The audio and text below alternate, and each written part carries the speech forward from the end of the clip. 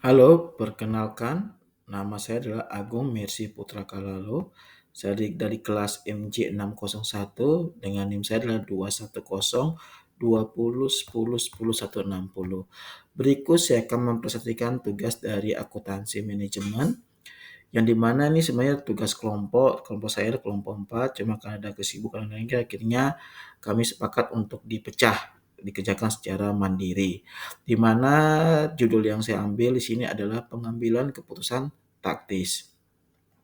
Kita masuk yang pertama, pengambilan keputusan taktis. Definisinya adalah pengambilan taktis adalah pemilihan di antara berbagai alternatif dengan hasil yang langsung atau terbatas.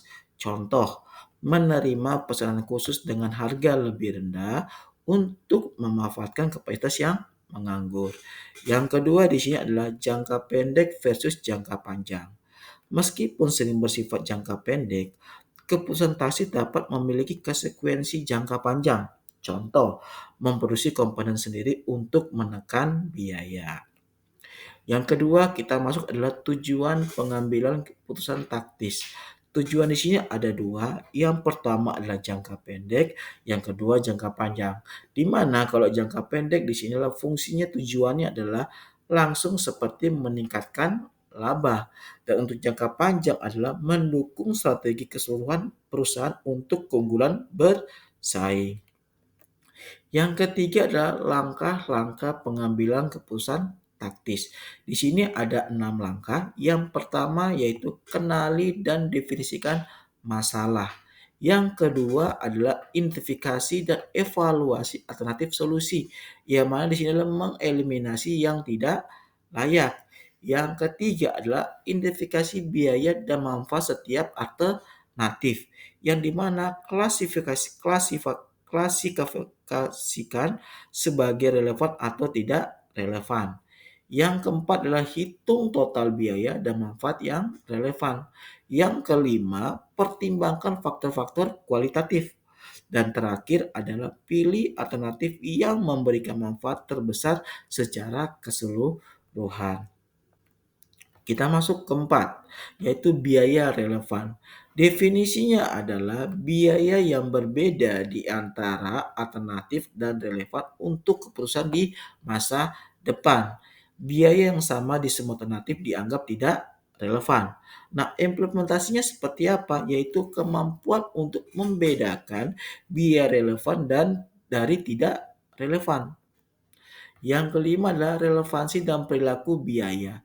Di sini adalah ada tiga. Pertama, biaya variabel, yaitu biasanya relevan untuk keputusan taktis, contoh biaya variabel produksi. Yang kedua adalah biaya tetap, biasanya tidak relevan, contoh beban penyusutan dan sewa pabrik. Karena sih biar tahun-tahun biasanya selalu berubah. Dan yang ketiga adalah perhitungan biaya berdasarkan aktivitas ABC, yaitu membantu mempertimbangkan biaya variabel terkait dengan penggerakan biaya unit dan non-unit. Yang keenam, yaitu model penggunaan sumber daya. Di sini ada 4. Yang pertama adalah sumber daya fleksibel. Dapat dibeli sesuai kebutuhan. Contoh, biaya listrik untuk pemesanan khusus. Yang kedua adalah sumber daya terikat, yaitu harus dibeli sebelum digunakan dan dapat mempengaruhi keputusan taktis. Yang keempat adalah sumber daya terikat jangka pendek, yaitu diperoleh melalui kontrak kasar, biasanya dianggap sebagai step variabel atau step fix. Yang terakhir adalah sumber daya terikat jangka panjang, diperoleh di muka untuk kebutuhan beberapa periode. Ketujuh, keputusan pesanan khusus atau kita kenal dengan special order decision. Nah, perusahaan yang sudah terbiasa memproduksi produk reguler dalam jumlah yang sama setiap periodenya, jika mendapatkan pesanan tambahan dengan harga di bawah standar, maka pesanan tambahan ini bisa diterima atau bisa ditolak. Di sini akuntansi manajemen perlu mempertimbangkan dengan menghitung biaya-biaya yang timbul. Harga penawaran dapat berbeda tentunya untuk pelanggan dari pasar yang sama. Dan perusahaan seringkali mendapat kesempatan untuk mempertimbangkan pesanan khusus dari calon pelanggan dalam pesan-pesan yang dilayani dengan cara yang tidak seperti biasanya. Perusahaan pemesanan khusus berfokus pada pertanyaan apakah pesanan harga khusus harus diterima atau ditolak. Nah, jika perusahaan memproduksi dalam kapasitas penuh, maka apabila ada pesanan tambahan akan menyebabkan kenaikan biaya, baik biaya tetap maupun biaya variabel. Maka pesanan-pesanan seperti ini sering menarik, khususnya ketika perusahaan sedang beroperasi di bawah kapasitas produksi maksimumnya. Perlu dipertimbangkan kembali apabila ada pesanan tambahan dengan harga khusus, jangan sampai perusahaan mengalami kerugian. Nah, jika perusahaan produksi dengan jumlah yang belum penuh dan memerlukan pengerjaan pesanan khusus tersebut tanpa menambah biaya tetap lagi, maka akan menguntungkan perusahaan. Nah, di sini adalah bisa disimpulkan adalah special order decision adalah keputusan menerima atau menolak pesanan dengan harga khusus ketika perusahaan berproduksi di bawah produksi maksimumnya. Nah, kita masuk ke contoh soal. Ya di sini bisa dilihat dari tabel yang ada, di sini ada visinya, ada total biaya dan biaya per unit. Di sini visinya pertama tentu contoh ada bahan-bahan susu, ada gula, ada penyedap, ada tenaga kerja langsung, pengemasan, komisi, distribusi dan lain-lain. Nah, kita masuk ke sini bahan susu total biayanya adalah 11.200. Kalau dipecah biaya per unit adalah 0,7. Kedua yaitu gula. Total biayanya adalah 1.600. Kalau per unitnya jatuhnya di angka 0,1. Penyedap. Di sini total biayanya adalah 2.400, biaya per unit adalah 0,15. Tenaga kerja langsung di sini 4.000, per unit jatuhnya 0,25. Pengemasan 3.200, biaya per unit 0,2. Komisi di sini 320, biaya per unit 0,02. Distribusi total biaya 480, biaya per unit 0,03. Dan terakhir lain-lainnya adalah 800, biaya dan 0,05. Total visinya kalau total biayanya ketemunya 24.000, kalau biaya per unit ketemu adalah 1,5. Visinya di sini adalah total biayanya adalah 1,1552, biaya per unit ketemunya adalah 0,097. Sehingga total cost-nya, total biayanya adalah 25.552 dan biaya per unit adalah 1.597. Sehingga untuk harga jual grosirnya total biayanya adalah 32.000 dan biaya per unit adalah 2. Nah, di sini pastinya adalah distributor lain ingin membeli 2 juta unit seharga 1,55 dengan menempelkan nama distributor tersebut pada label minumnya. Transportasi tanggung distributor tersebut dan tidak ada komisi penjualan karena distributor berhubungan langsung dengan perusahaan. Pas ini harus diterima atau ditolak. Nah, maka fakta yang ada adalah harga jual 1,5 di bawah harga jual normal dan di bawah total biaya per unit. Perusahaan memiliki kapasitas menganggur sebesar 4 juta unit.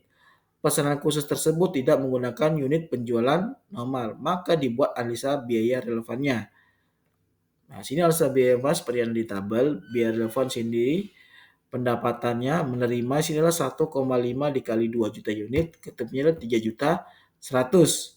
Nah, untuk visinya di sini adalah 1,5 dikurang 0,02 dikurang 0,03 dikali 2 juta unit. Ketemunya adalah 2.900.000.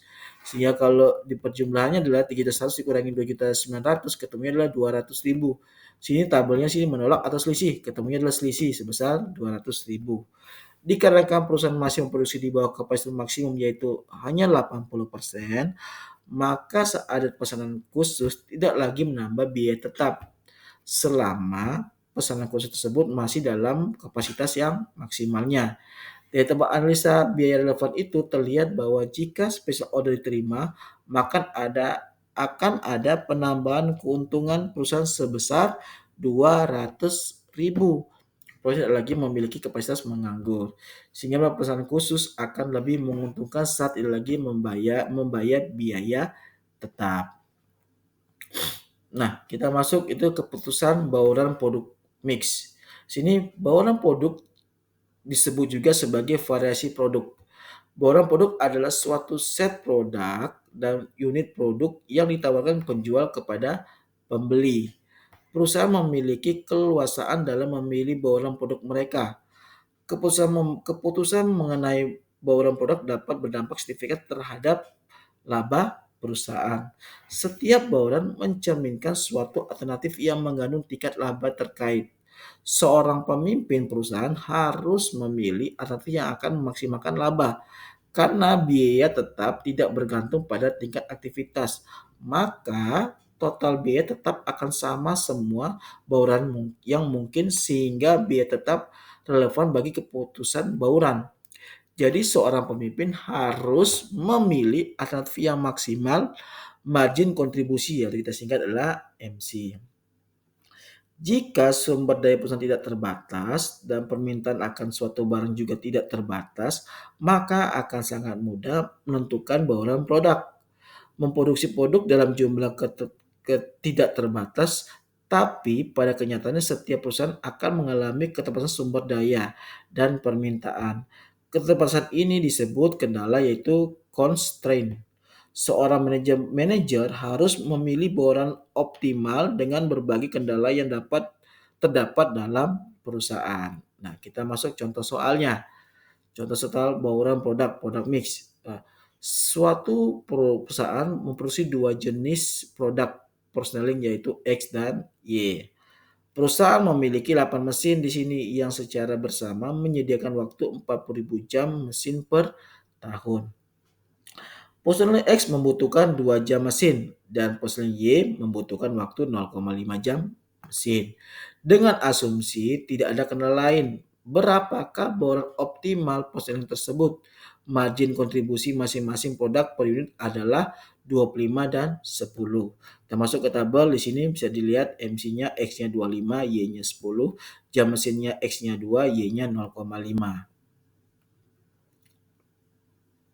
Nah, karena setiap unit X membutuhkan 2 jam mesin, maka dengan 40.000 jam mesin yang tersedia mampu membuat 20.000 unit Posling X sehingga MC Posling X adalah 25 dikali 20.000, ketemunya adalah 500.000 ya.